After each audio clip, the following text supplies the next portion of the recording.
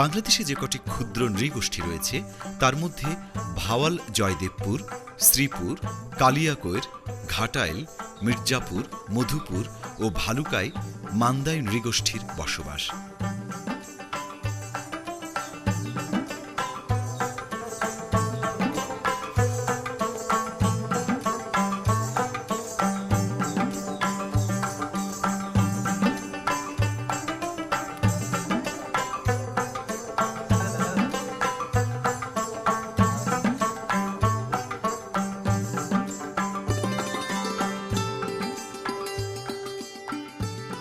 মান্দাই সম্প্রদায় ১৯৭৭ সালের পূর্বে আমাদের কাছে খুব একটা পরিচিত ছিল না।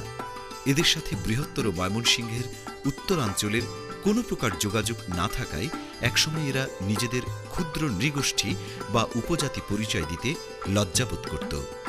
কারণ তারা নিজেদের ভাষা, নিজেদের পোশাক, নিজেদের সংস্কৃতি সবকিছু হারিয়ে ফেলেছে।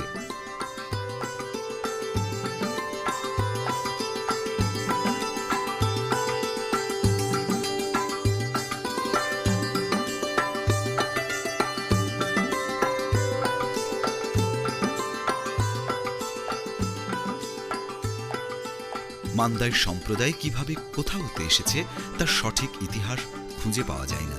তবে মান্দাইরা নিজেদের মান্দাই বর্মন পরিচয় দিতেই বেশি ভালোবাসে।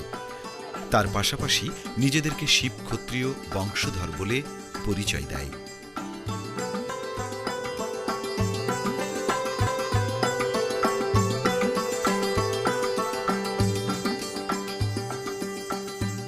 মান্দাইদের সেই পূর্বপুরুষদের নিয়ম রীতি অনুযায়ী দুর্গা, কালী, লক্ষ্মী, সরস্বতী, কার্তিক পূজা করে থাকেন।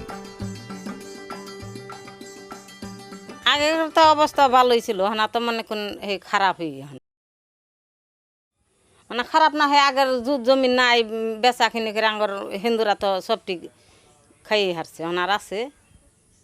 আমার ঠাকুমা যারা আগে যে বাসায় গেছে হেতা বাসা আমরা ওখানে কইবার না, আমরা বাংলা ভাষায় কই। কাপড় চোপড় তখন মনে কর শাড়ি পরি, আর একদম হেতা পরতাম প্যান্ট পরতাম।